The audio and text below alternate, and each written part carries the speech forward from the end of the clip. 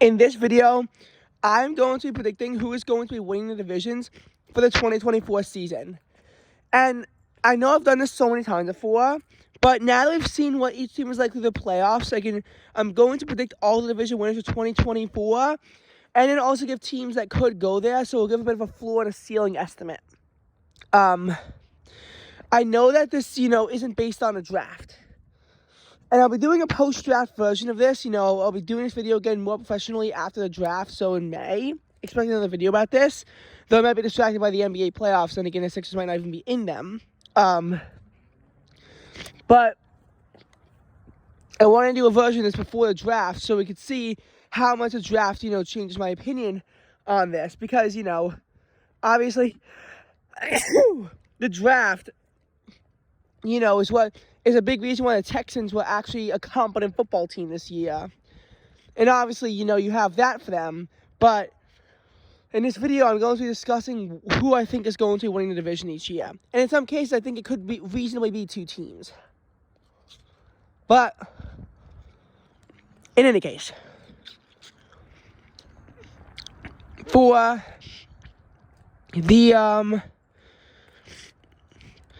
the NFC West, I hate to say it, I think it's going to be the Niners. Yes, you had a Rams team that was very promising this year. A team that everyone thought would shit the bed this year, and the NFC West would be a show between the Niners and the Seahawks, which started out that way until the Seahawks utterly collapsed and the Rams surged. The Rams were 3-6, and the Seahawks were 6-3. And the Seahawks wanted to finish at only 9-8, and the Rams finished 10-7.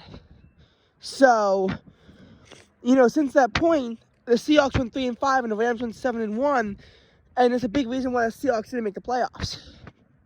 And honestly, they getting rid of Pete Carroll. Pete Carroll has actually been a pretty good head coach. As an Eagles fan, he has never, ever lost to the Eagles, Pete Carroll has never lost to the Eagles.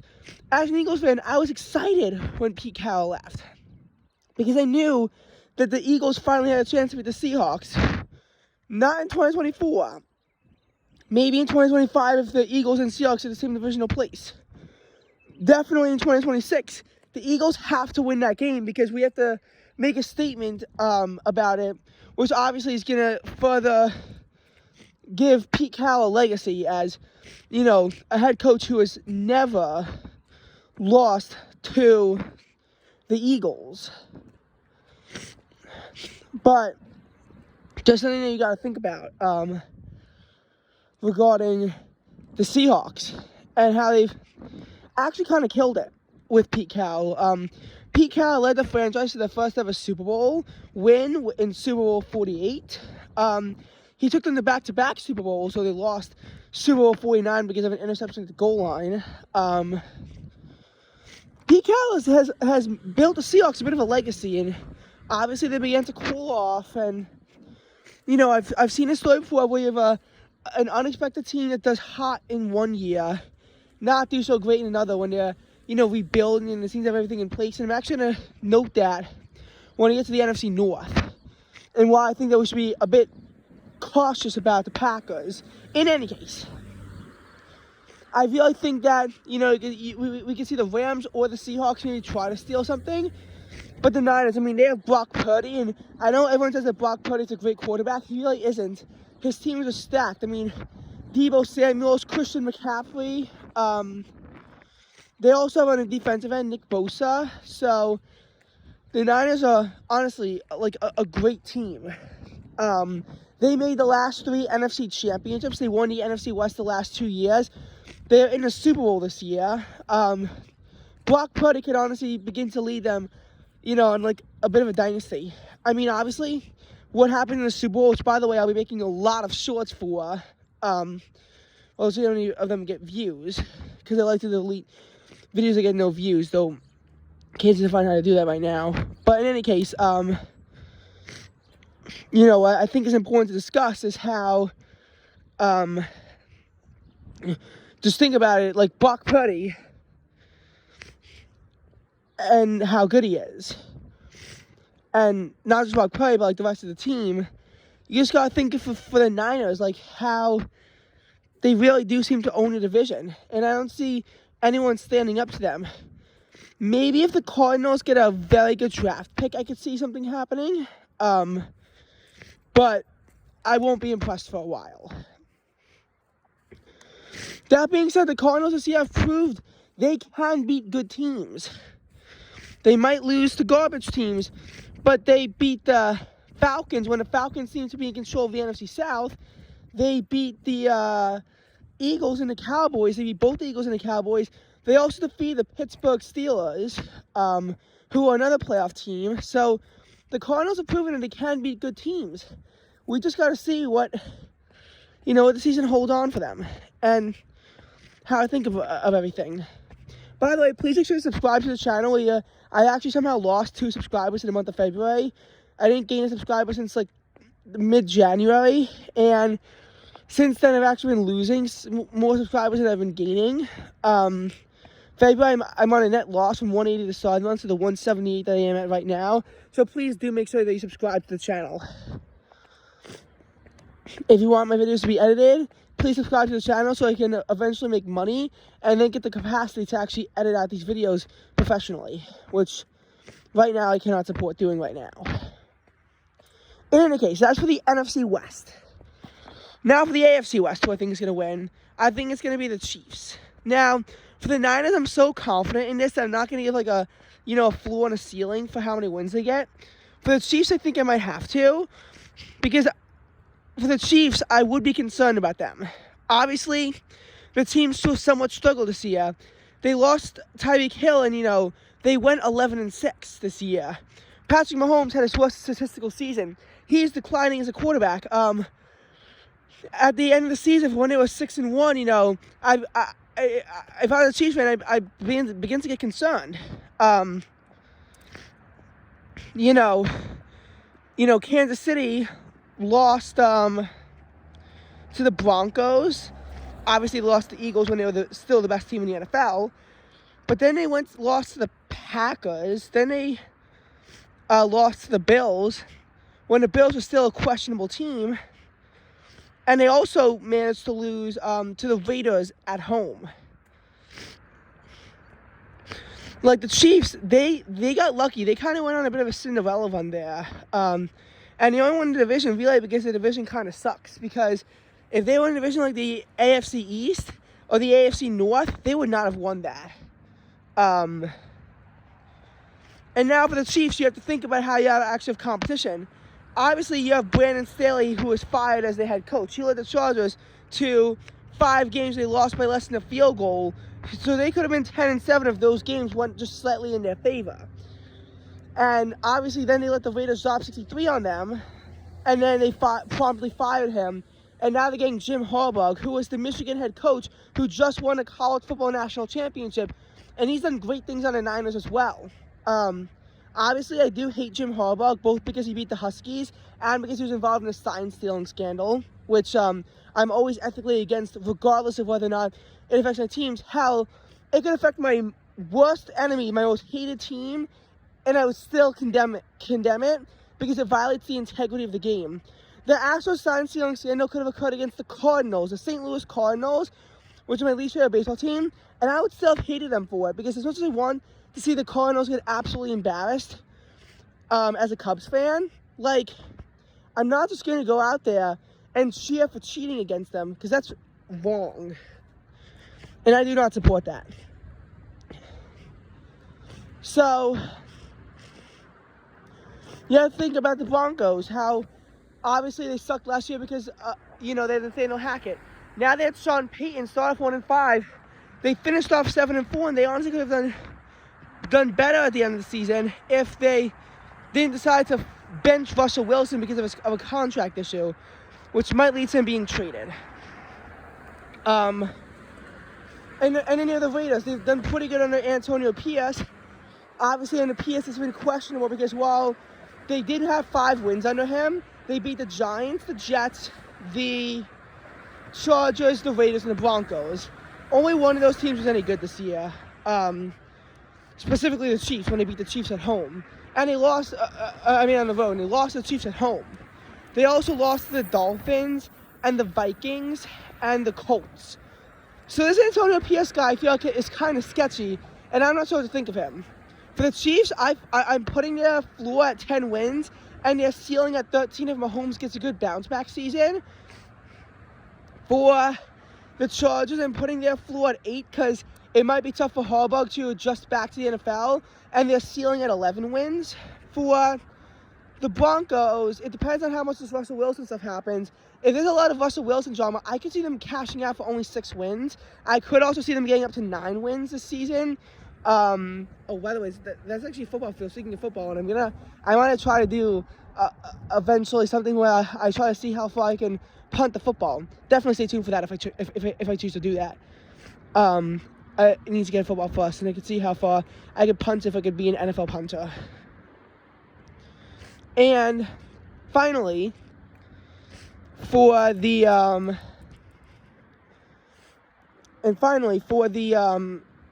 Raiders, Antonio Pierce, he could be that guy who can only beat bad teams. It worked somewhat well for the Dolphins, but you gotta think, because the Raiders, they got second place in the division. And what you have to think about them being second in the division means that they're going to be taking on tougher teams.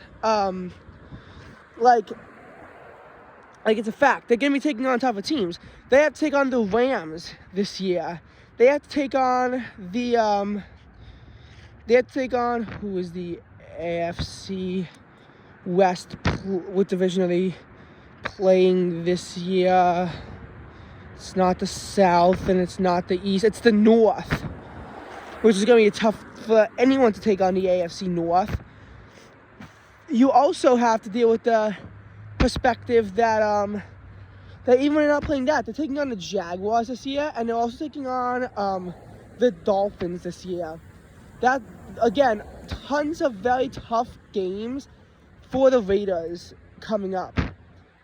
I'm not totally optimistic as to how the Raiders could do, but I feel like Antonio Pierce has done somewhat of a good job, even though the Raiders are going to be going into a somewhat tougher schedule. I feel like for the Raiders, their floor is at 7 wins, and their ceiling is at 10 wins. Which means that, again, I'm mostly booked on the Chiefs. I feel like the Chargers have a chance. The Raiders have an outside chance. I'm not taking the Broncos seriously just yet, but the AFC West could be, I think it's going to be a much more competitive division in 2023. In 2024, I mean, as compared to 2023 or 2022.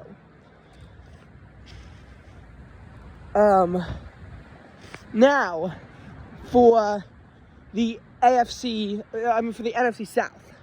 For the last few years, it's been where they just kind of have to have someone win the division, and it's been total dog ass. For this year, who do I think it's going to be? Well, the Saints are keeping Dennis Allen, because Dennis Allen actually did a pretty good job in his final 2 games.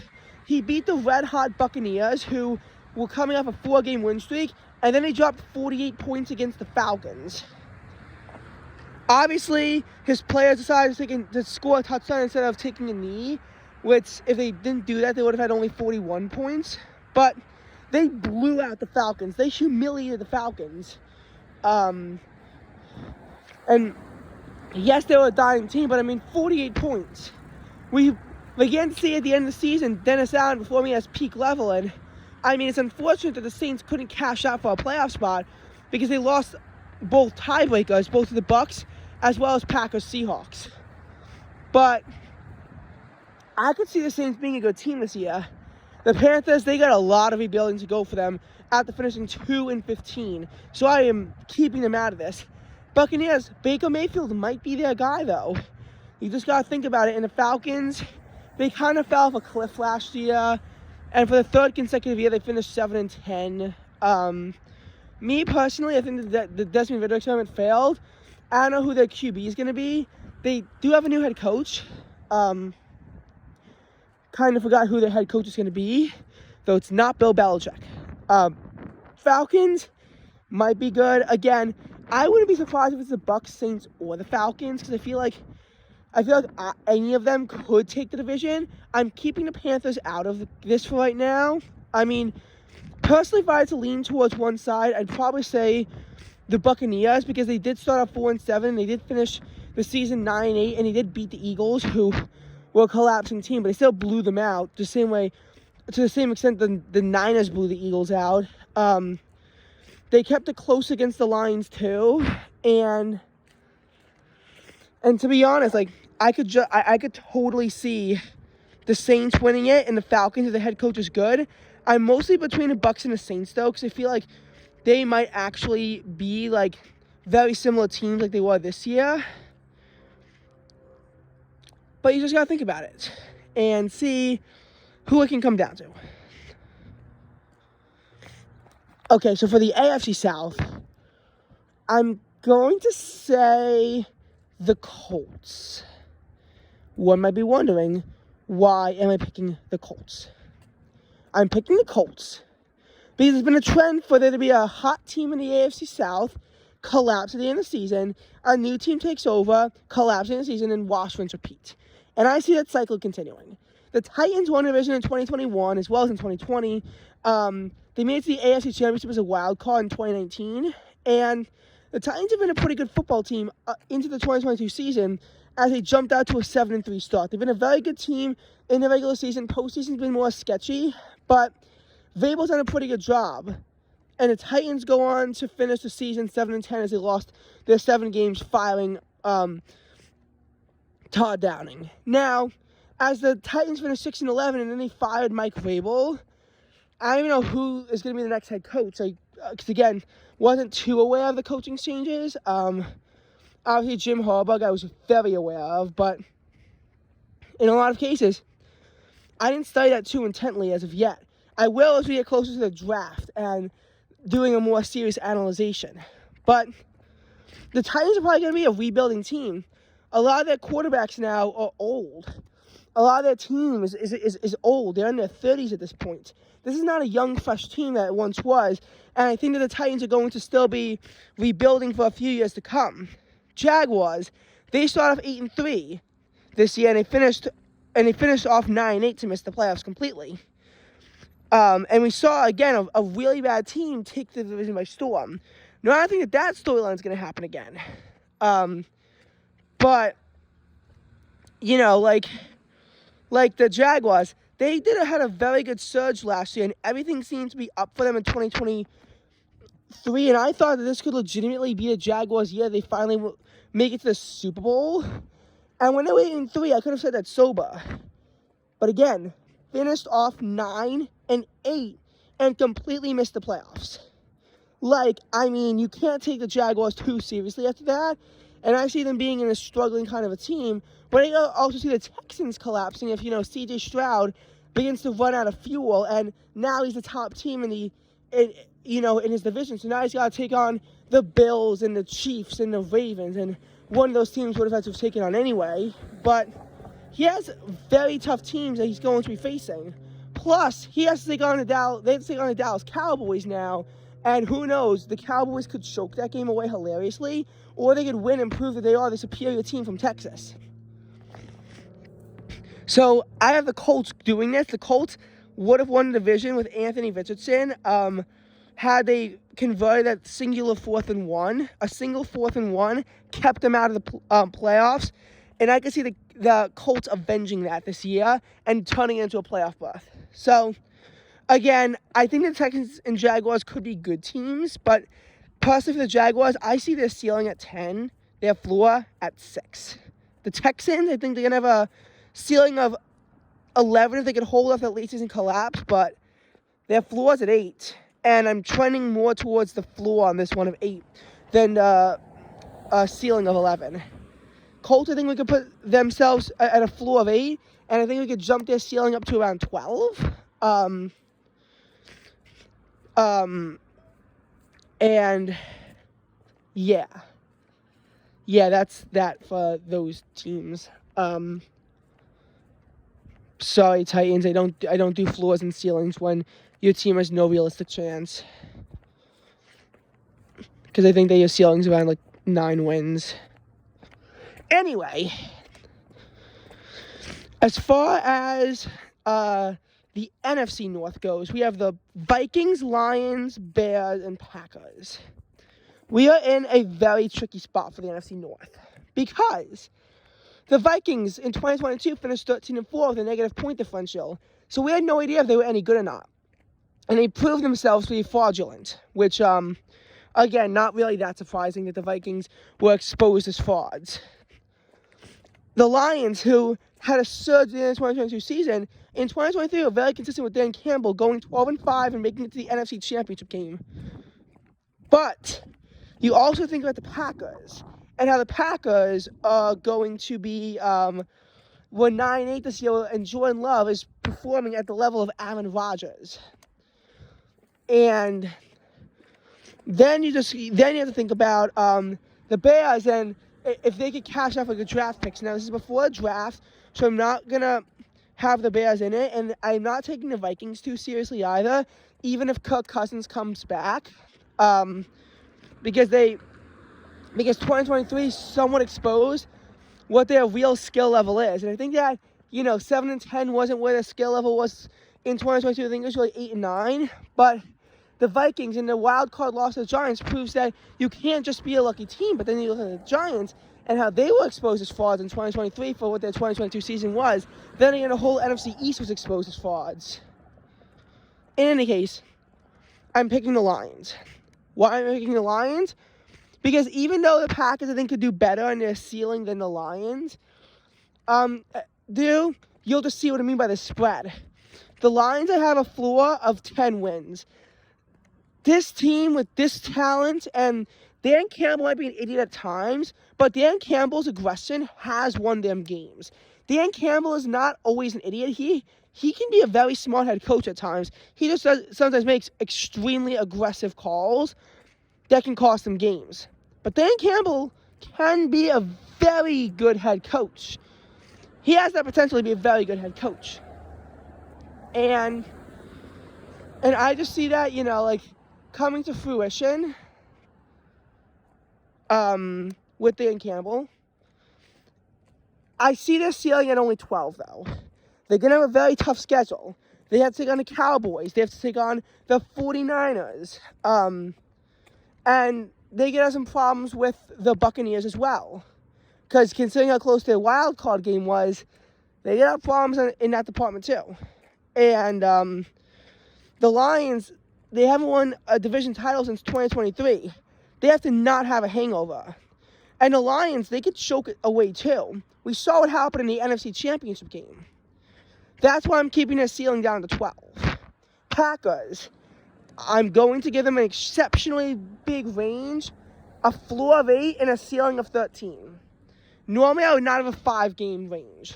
But 8 is what happens if Jordan Love turns out to just have a miraculous season and we're frauds. What if that's the case?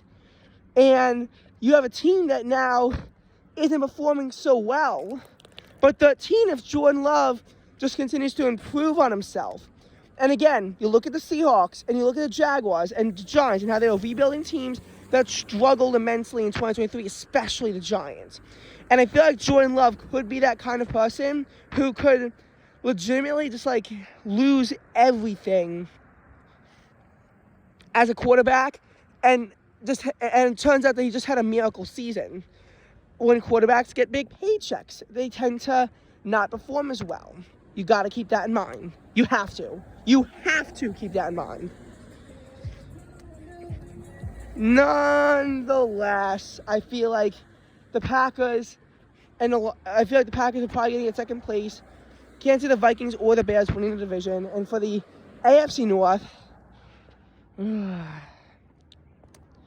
okay, is Joe Burrow coming back? Who is the Steelers quarterback going to be next year? Will it be Mason Rudolph? For the Browns, they have Deshaun Watson. Is he going to be good? Are they going to bench him for Joe Flacco? For the Ravens, are they going to keep themselves healthy? The AFC North is a division I have so many question marks for. And for pretty good reason. Because you look at them. They had 3 teams who made it to the playoffs in a very competitive AFC. The 13-4 Ravens, the 11-6 Browns, the 10-7 Steelers. The Bengals might have missed the playoffs. But if there was a number 8 team in the NFL, it would have been the Bengals. They were a 9-8 team. So they still had a winning record. That division is clogged. And it's so hard to predict the winner. all of their floors and ceilings would pretty much intersect with each other.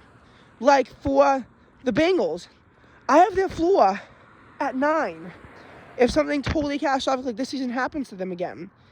And their ceiling is 13. If Joe Burrow performs at the same level that he's done in 2022. For the Ravens, if they get consistent injuries, their floor's at 8. We saw what happened in 2021. We saw that with our own eyes. And their ceiling of, if Lamar Jackson has to be a god, can be 14 wins. For the Steelers, who's their quarterback going to be? If it's Mitch Trubisky, they're not getting more than 6 wins. But if they have Mason Rudolph, I can see them getting like 12, 13 wins. I mean, look what happened to Brock Purdy. Obviously, Rudolph was exposed as a bit of a fraud against the Bills in the playoffs. And then Browns, who's their quarterback going to be? They could be a 7-win team. They could be a 12-win team. I have so many question marks. I'll just give it up to the Ravens because they seem to be the best team when it's all put together. When they have no injuries, they seem to be the best team.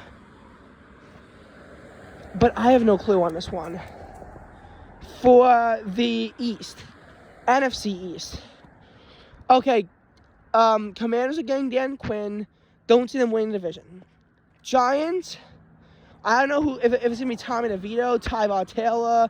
Is Daniel Jones going to come back? I don't know how Brian Dable is going to coach either.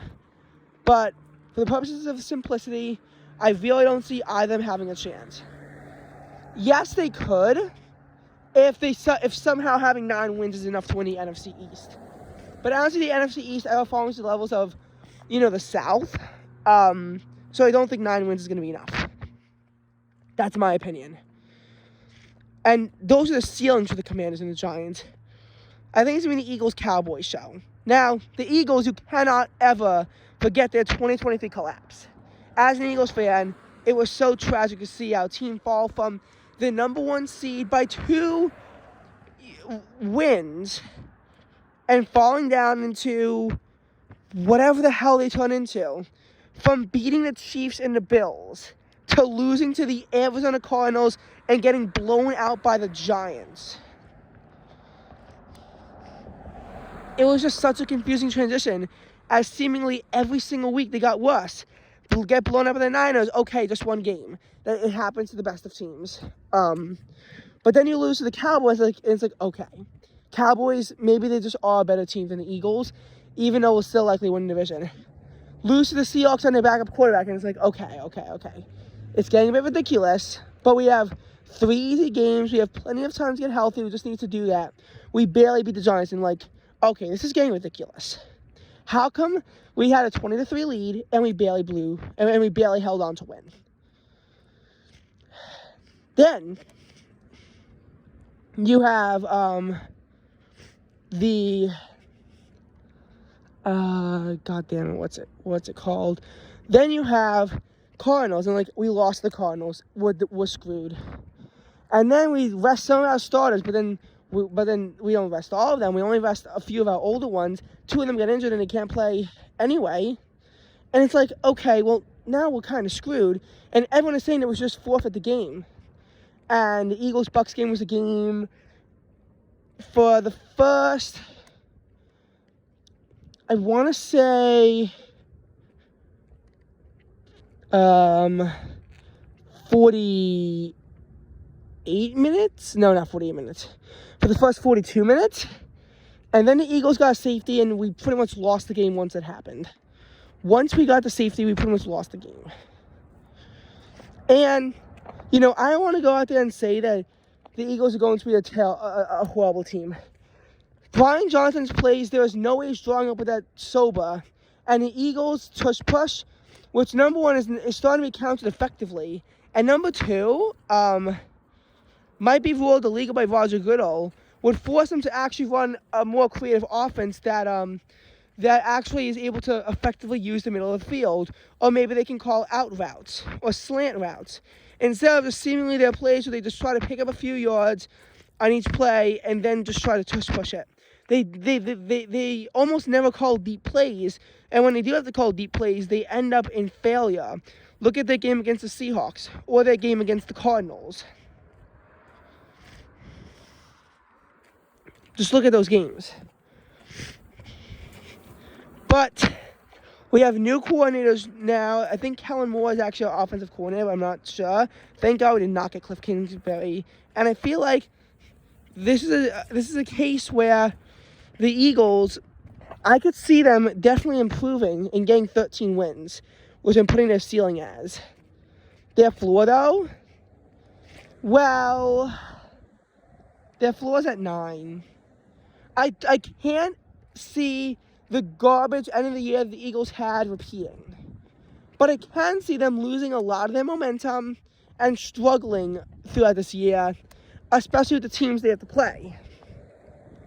So I can definitely see them struggling a little bit in that department. Cowboys. Well, Mike McCarthy loves to choke, and now he just won a division, so now it's going to be even easier for you to choke.